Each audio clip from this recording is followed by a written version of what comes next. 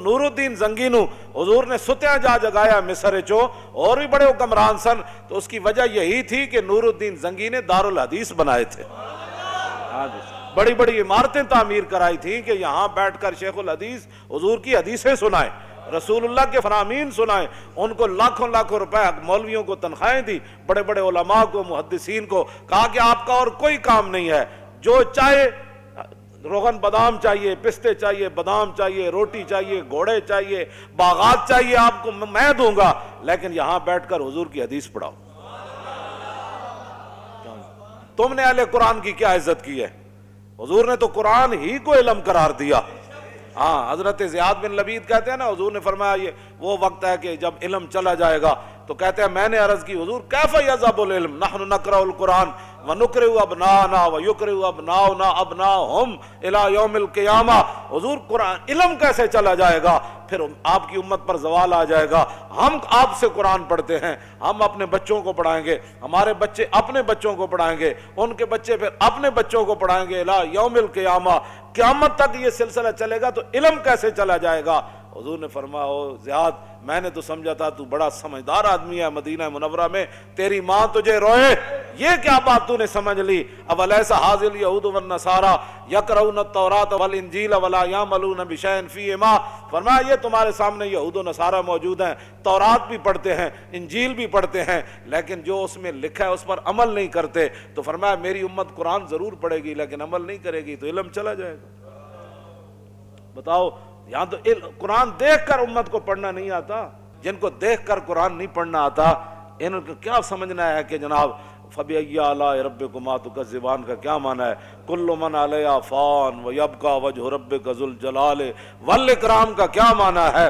وَلِمَنْ خَافَ مَقَامَ رَبِّهِ جَنَّتَانِ فَبِأَيِّ آلَاءِ رَبِّكُمَا تُكَذِّبَانِ ذَوَاتَا أَفْنَانٍ وَمِن دُونِهِمَا جَنَّتَانِ، ان چیزوں کا ان کو کیا پتہ ہے؟ اذا وقعت الواقعۃ ليس لوقعتها كاذبہ خافضۃ رافعۃ اذا رجت الارض رجا وبست الجبال بسا فكانت هباء منبثا وكنتم ازواجا ثلاثا سبح لله ما في السماوات وما في الارض وهو العزيز الحكيم يا ايها الذين امنوا لم تقولون ما لا تفعلون كبر مقتا عند الله ان تقولوا ما لا تفعلون تبارك الذي بيده الملك وهو على، ان کو کیا پتہ ہے میں کیا پڑھ رہا ہوں؟ ہاں جی، جب آپ نے خود ہی قرآن کے ساتھ ایسے کیا، بال کندھا بیان میں نقطہ توحید تو آ سکتا ہے، تیرے دماغ میں بت خانہ ہو تو کیا کہیے؟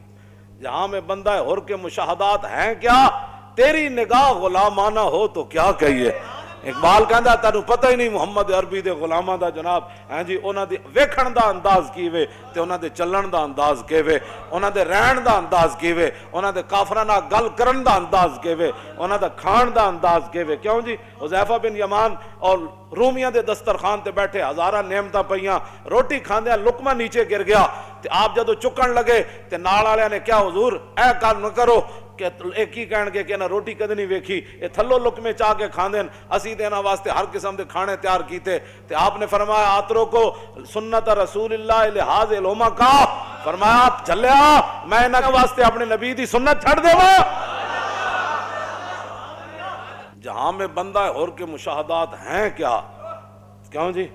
تیری نگاہ غلامانہ ہو تو کیا کہیے؟ فرمایا تیری نگاہ ہی غلامہ والی، تو کدوں کہ ویکھیا کہ محمود غزنوی کنج آیا تے نور الدین زنگی دارالحدیث کنج بنائے، تو سدا بڑے بڑے مدارس تے جناب اجاڑنا چاہتے ہو، بڑے بڑے مدارس سے تسی اپنے گند داخل کیتے، ہمارا نصاب بھی پڑھاؤ۔ اقبال نے کیا لڑکیاں پڑھ رہی ہیں انگریزی، قوم نے ڈھونڈ لی فلاح کی راہ، یہ ڈرامہ دکھائے گا کیا سین، پردہ اٹھنے کی منتظر ہے نگاہ۔ اقبال کہتا ہے تے وقت آ کے دسے گا نا کڑیاں سے انگریزی پڑھ کے نہ کی بڑھیا، کیوں جی؟ کو خوب سمجھتا ہوں کہ یہ زہر ہے وہ کند، کیا فائدہ کچھ اور بھی کہہ کے بنوں معتوب، پہلے بھی خفا مجھ سے تہذیب کے فرزند، کیا چیز ہے آرائش و قیمت میں زیادہ، آزادی یہ نسواں یا زمرد کا گلو بند۔ کہنا میں کہنا میرا پہلے بھی بڑے ناراض ہیں تہذیب دے فرزند، کہنے لگا میں انہاں دا ہور ہے نا میرے خلاف بک بک، یہ میرے خلاف لوگ نہیں کرتے بک بک، اقبال کہنا میرے خلاف بھی بک بک کر دیں، کیا فائدہ کچھ کہا کہ اور بھی بنوں معتوب، پہلے بھی خفا مجھ سے تہذیب کے فرزند۔ کہتا ہے تہذیب دے بندے پہلے بھی، لیکن یہ خوب سمجھتا ہوں کہ یہ زہر ہے وہ کند۔ ہاں کہتا ہے کڑیاں دے دوپٹے لا دینے تے جناب مٹک مٹک اقبال کہندا بہل ہے دختر این دل بریہا مسلمانہ نزیبت کافریہ. اقبال کہندا جدو مسلمانہ دی دھی دوپٹے لا کے مٹک مٹک کے کالجاں یونیورسٹیاں جاندی تے اقبال کہندا اوے مسلمانہ دی دھی تینوں یہ زیب ہی نہیں دیندی، اے کافراں دی اداواں تو کیویں اپنا لئیاں؟ مسلمانہ دیا دیاں جن کا آنچل نہ دیکھا ماہ و میر نے اس ردائے نزاہت پہ لاکھوں سالہ. اقبال کہندا جی میں خوب سمجھتا ہوں کیا چیز ہے آرائش و قیمت میں زیادہ، آزادی نسواں یا زمرد کا گلو بند.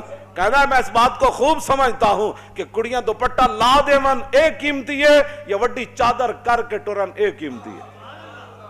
سارا کچھ تو تسی تباہ کر چھڑیا ہے، تو کی چھڑیا تسی جناب، کی پڑھایا تسی تے جناب 12-14 کلاساں پڑھا کے منڈے نو جناب تسی تے نماز بھی نہ سکھا سکے، تسی تے جناب وہ جنازے دیاں دعاواں بھی نہ سکھا سکے، تسی تے منڈے نو جناب طہارت دے مسائل بھی نہ دس سکے، تسی تے بھی نہ دس سکے کہ وضو دے فرض کتنے ہیں، تیمم کس کو کہتے ہیں. جذبہ قرآن زیغمی روبائی است، فقر قرآن اصل شہنشاہی است. اقبال کہندا قرآن تو بغیر شیری دا دعویٰ کرنا یہ تو لومڑی دی گل ہے. کہندا قرآن تو بغیر بندہ شیر نہیں بن. جذبہ قرآن زیغمی روبائی است. اقبال کہندا قرآن تو بغیر بندہ کہے میں شیر ہاں، وہ شیر نہیں، وہ تو لومڑی ہے. ہاں جی، فقر قرآن اصل شہنشاہی است. اقبال کہندا قرآن تے پڑھن والا تے قرآن تے عمل کرن والا تے وڈا شیر ہوندا، ہاں او شہنشاہ ہوندا. کیوں جی وہ تو شہنشاہ ہوندا، وہ تو تہ بند بن کے تے جناب میدان او دے چلے جاندے. ایک نے بھی نہیں کیا حضور کپڑے تے دیو، انہاں نوں تے کفن بھی نہ ملے جڑے قرآن پڑھے ہوئے سن شیر، تے جا کے میدان او دے شہید ہو گئے جناب. انہاں کول تے کپڑے بھی پورے کوئی نہیں سن، تو انہاں تے پیٹ تے پتھر بن کے تے میدان خندق کے چلے گئے. اج جناب گھر سامان نہیں سی لایا، فقر قرآن اصل شہنشاہی است. اقبال کہندا قرآن جڑا پڑھن والا ہی اصل شہنشاہ ہے. اقبال کہا جے تے صحابہ جے سامان اتارے بھی نہیں سی اپنے گھوڑیاں تو تے خچرہ تو تے اٹھاؤ تو تے پھر جبریل آ گیا، انہیں کہا جی چلیے بنو قریظہ دی طرف، فقر قرآن اصل شہنشاہی است. اقبال کہندا اے تے شہنشاہ سن. ایک صحابی نے بھی نہیں کیا حضور روٹی بھی رج کے نہیں کھادی، انہیں کہا جی چلیے بس اتنی گل ہے جناب. قبر وچ اتنی جگہ ہے، اسن دے کے رون لے اور دس تینوں دتا کس دلاسا ہو.